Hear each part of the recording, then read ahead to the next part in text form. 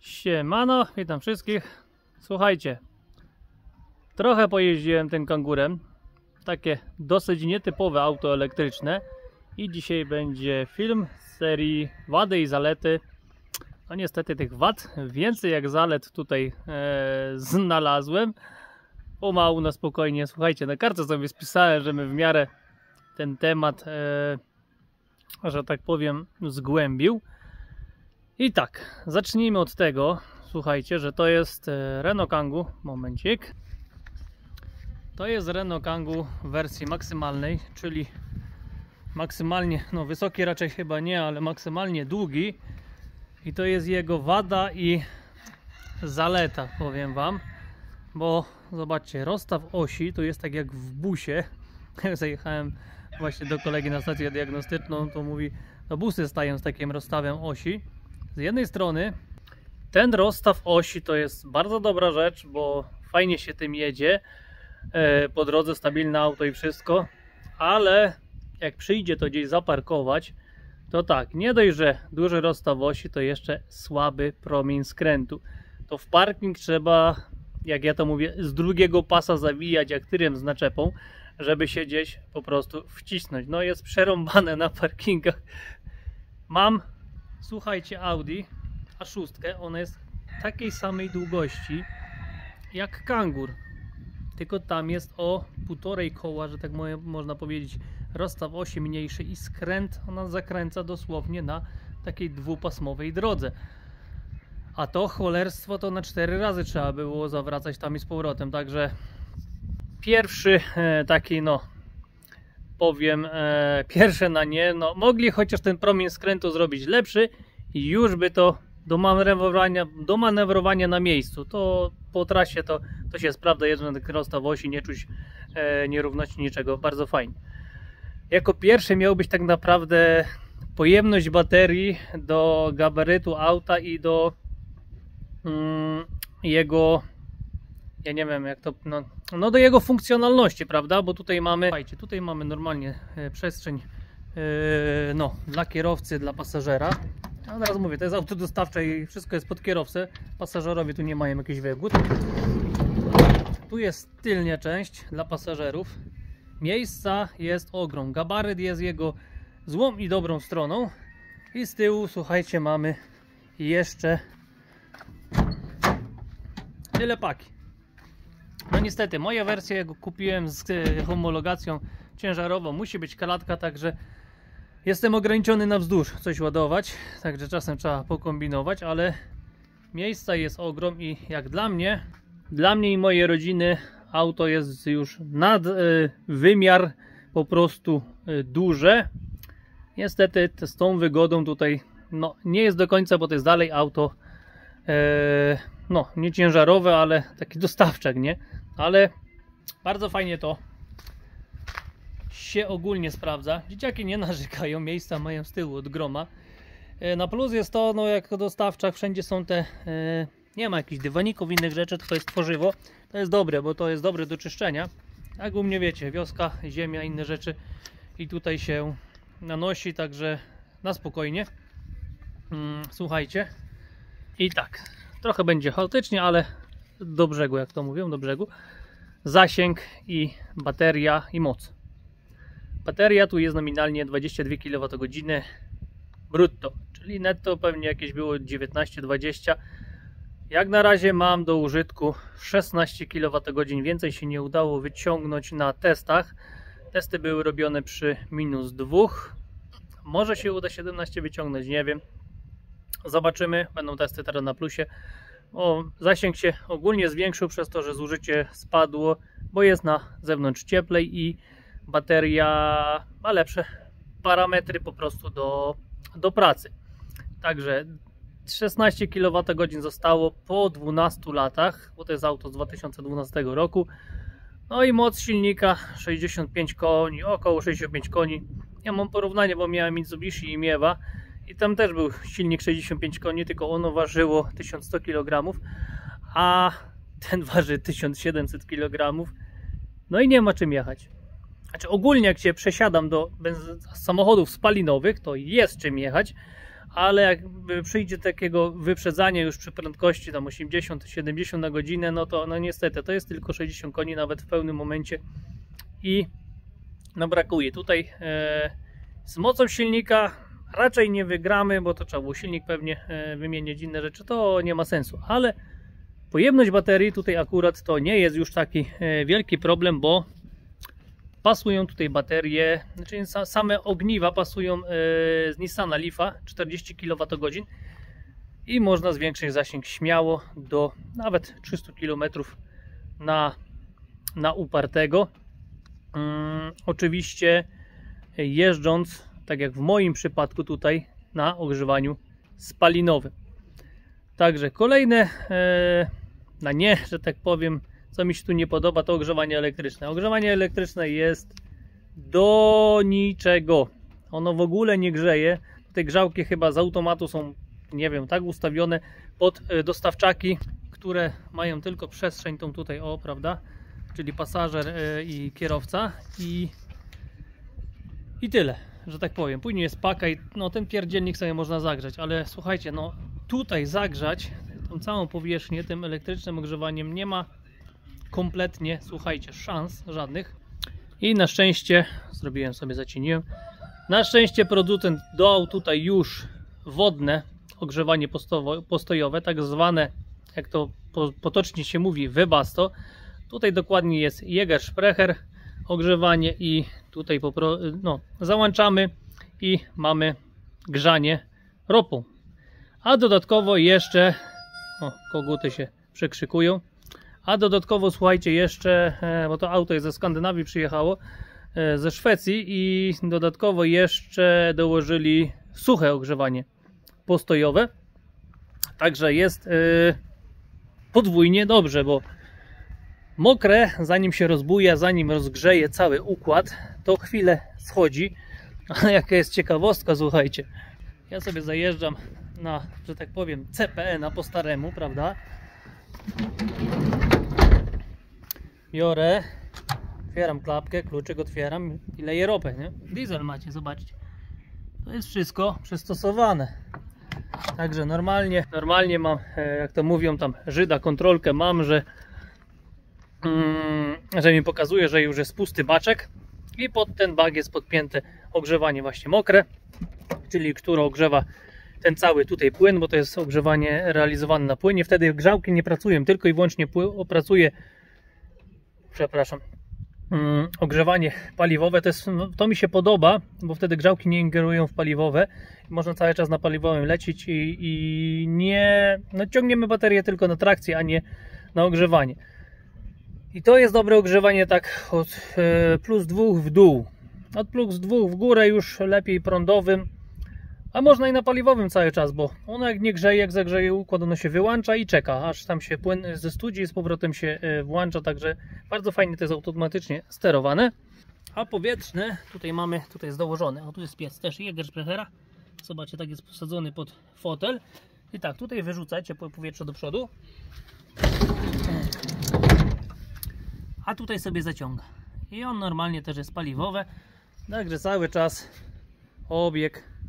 To jest dobre, jak ja dzieciaki do szkoły woziłem, jak było zimno albo coś, przychodziłem, tutaj mamy sterowniczek w środku, słuchajcie, o, pyk, przychodziłem sobie 20 minut wcześniej, pyk, sterownik sobie włączałem, całą budę mi tutaj elegancko nagrzało, że nawet nie musiałem tego wodnego uruchamiać, albo uruchamiałem to i uruchamiałem wodne. Wodne jest tutaj, o, tam macie taką, z takimi kreseczkami, tam się włącza, trzeba odpalić i nam się tu bardzo fajnie, słuchajcie, to grzeje. Także zasięg można zwiększyć i można pojeździć, bo jest ogrzewanie paliwowe. Dobra, co tam jeszcze było, co mnie tam nie pasowało? Mamy tak rozstaw osi, skręt, mały zasięg. No zasięg możemy poprawić, ale tutaj z automatu powinna być bateria przynajmniej 30 kWh, jak dla mnie od samego początku. Moc, fotele. Tutaj wnętrze jest jak nowe, powiem wam, na tyle lat to auto nic nie widziało, bo to mówię, 37 000 km ma przejechane, ono nic nie widziało. Fotele to jest wszystko jak nówka, ale powiem wam, francuski samochód, ale te fotele jak dla mnie są niewygodne, one są za krótkie. I jeszcze tak z 10 cm, żeby były dłuższe, to by było fajnie. No i żeby pasażera fotel był regulowany góra-dół, bo on jest tak wysoki, że jest masakra. Normalnie pasażer siedzi nade mną w górze, no ale to dalej, mówię, dostawczak to nikt się tym nie przejmował. Za to miejsca, tutaj mamy jeszcze taką dodatkową półkę wyrąbaną, także miejsca tu jest ogrom, naprawdę. I oprócz tego, że tym się na parkingu nie można wykręcić, do wielkości auta więcej nie mam nic. Promień skrętu, to zrobiło naprawdę dużą robotę. Dobra, słuchajcie, co tam dalej na kartce sobie wypisałem. Zaraz mi ręka odpadnie. Momencik. Dobra, mamy plusy teraz, bo miałem minusy, będą plusy. Duże auto, no to o dużym aucie wspomniałem, że jednak mi trzeba było takie dużego auto, żeby się ze wszystkim zapakować i na różne takie tematy. Załadunek, prosty w budowie. To jest samochód, jak to mówię, to jest konwersja auta spalinowego, czyli nie ma nic dedykowanego pod elektryka czy coś, takie kombinacje, nie. Normalne zawieszenie, koła i wszystko, co mogło być normalne, jest dalej w tym aucie normalne. Dołożyli część elektryczną i śmigamy, także części zamienne, nawet używane inne, bierzemy z innego Kangura, a nie już tak jak ja miałem Mitsubishi i się zaczynają problemy, bo tego nie produkują, amortyzatory coś tam dobierają z innego Mitsubishi, dłuższe, krótsze. Jak było coś robione bezpośrednio, to później ciężko z częściami, a to jest normalnie auto, które dołożyli silnik, dołożyli tego tamtego, dlatego takie też niedopracowane, ale daje radę, mówię. Ja trochę na niego narzekam, ale niczym innym nie jeżdżę. Co tu mamy jeszcze? Słuchajcie, co ja to jeszcze wymyśliłem? Dostępne ogrzewanie. No to ogrzewanie postojowe, no tak jak mówiłem, bardzo fajnie to się sprawdziło. Co tu mogę jeszcze powiedzieć? No co można o elektryku więcej powiedzieć? Dla mnie elektryk to jest tylko i wyłącznie inwestycja, przez to, że jestem starym prosumentem. Oddaję prąd do sieci za darmo, że tak powiem. Spalinowe samochody jeszcze mam, bo nie stać mnie na elektryki, także ten jest kolejnym, było jedno, jest następne, także pomału to wszystko składam, ale mając tych instalacji coraz więcej, tutaj jedne, tutaj drugie solar trackery, tam jeszcze z tamtej strony jeszcze, tutaj jak tą szopę się całą zlikwiduje, cała elewacja będzie też w panelach, bo czasy są niepewne, ja mówię, lepiej mieć więcej, jak ma braknąć tak naprawdę. I powiem wam, oprócz parkingów i wąskich przejść, to auto mi się sprawdza dosłownie wszędzie i do wszystkiego, nie jeżdżę niczym więcej. Ten biedak sobie stoi tutaj, marnieje, nie wiem co z nim zrobić za bardzo, czekam, bo w tym roku w listopadzie ma skończyć 40 lat. Będzie autem historycznym i nie wiem czego nie sprzedam po prostu, bo stoi, ja nie mam co z nim zrobić za bardzo. Ale to nie o tym, tylko o Kangurze. Także jakbyście się decydowali na takiego Kangura, no to niestety, no tu jest jedyną jego wadą, największą, to jest bateria. Powiem wam, no tak jak i ten promień skrętu, to dwie największe wady, bateria, promień skrętu. Moc, dzisiaj jeździmy, jeden szybciej, drugi wolniej jeździ, a jak wjeżdżę w takim normalnym ruchu ulicznym, to powiem wam, no jak ja to się śmieję, spalinówki mnie blokują, bo ja jadę, jeszcze ich wyprzedzam, bo się ciągną. Wyjeżdżamy na obwodnicę, na gdzieś jakąś drogę, co jest do 90, a oni tam 70 jadą, no to ja lewym pasem, no i gonię do przodu, nie? Tu jest VMAX 135 i nie mam problemu i lecę, nie? A i teraz, jeszcze jeden temat, jak miałem Mitsubishi i Miewa, to powiem wam wszyscy, tir cię walnie przyjedzie i zrobi miazgę, tutaj się nikt nie odzywa, że mnie tir rozjedzie czy coś, bo to takie pół tira tak naprawdę jest, także i też jakieś bezpieczeństwo w tym wszystkim, słuchajcie, wynika. Co ty pszczoły ganiasz, Muras, co ty tam złapałeś? Pszczoły wyszły i się pszczoły go interesuje. W noc cię urządli i będziesz miał i skończy się ganianie za pszczołami. Pogoda wreszcie dzisiaj coś zaczyna słonko wychodzić. No i słuchajcie, chyba tyle, no co tu będę więcej się rozwodził. Przy aucie elektrycznym się nie ma za bardzo co rozwodzić, tu się wsiada, się jedzie i nie trzeba, jak się kupi, wymieniać pasków, rozrządów, innych rzeczy takich, olei i w ogóle. Ja jestem z zamiłowania, z zawodu mechanikiem, nie pracuję w zawodzie, ale wszystko co mam tutaj przy samochodach swoich robię sam i przy tych elektrykach nie robię nic. Ja wsiadam i jadę. Nic mnie nie obchodzi kompletnie, nie? No jak się spierdzieli, to wtedy będę się martwił, bo na zapas no nie ma co, tu nie ma co za bardzo posprawdzać, nie? A jeszcze ten niby był sprawdzony, troszeczkę żeśmy go na podnośnik wzięli, to powiem wam, po 12 latach tu gram rdzy pod spodem nie ma, ja byłem zdziwiony. A gdzieś było auto, musiało być garażowane, także w przeciwieństwie do Mitsubishi, które były zardzewiałe z każdej strony, to mi się teraz trafiło takie fajne. No i tyle, słuchajcie. Także myślę, że nakreśliłem wam w miarę co dzieje, jak z tą renówką, z kangurem. Jest plan na wymianę baterii. Niestety, żeby zacząć tą zabawę, trzeba mieć około 20 000. Później można tą starą baterię na części sprzedać, także w dyszce można się zmieścić, żeby zwiększyć tą pojemność teraz z tych 16 kWh do 40 brutto, czyli netto jakieś 35 kWh bez tamtego zostało i tamte ogniwa wkładamy w oryginalne obudowy. Ono wszystko pasuje, to nie jest żadna kombinacja jakimiś chińczykami, innymi rzeczami, tylko wyciągamy jedno ogniwo, wkładamy drugie, no i tam Hubert z chłopakami tylko musieliby BMS-a poprawić, bo jak goście sobie wkładają, to później ten zasięg im się nie zgadza, bo dochodzi im po staremu, po zerze, znaczy tam BMS-a jest zarządzanie, nie? Do zera i później tam chyba na czuje jakoś jadę czy nie. A tu jeszcze trzeba po prostu to ogarnąć, żeby już ta wskazówka wszystko pokazywała. A, o jeszcze jeden temat właśnie. Głupot jakie pokazuje. Niestety precyzja znaczy zegarów to wszystko to działa, nie? Tylko bardziej mi chodzi o precyzję. Tu się ładuje, słuchajcie. O, tutaj mamy jakiś przegląd, nieważne. Ostatnie jeżdżone było ostatnio. Zasięg, to co on deklaruje, nie wiem z czego on to bierze, ale głupoty takie bierze. Więcej jak 70 km mi nie pokazało, że mam deklarowany zasięg. Ja nim robiłem 100 km. Już miałem taką sytuację, że prawie 100 udało się bez problemu by zrobić, jak żeśmy nie dojechali, tylko na Rzeszów leciałem. A tutaj mi pokazuje o takie właśnie historie. Także Hubert mówi, że on tam liczy chyba jakąś średnią, ma 20 na 100 czy coś wyliczone i tyle. No nie jest to dopracowane po prostu. Pewnie w nowszych modelach już to jest, w kolejnych modelach już to jest bardziej, słuchajcie, dopracowane. Tutaj nie ma, także jeżdżę, no może nie na czuja, tylko już na wskaźnik.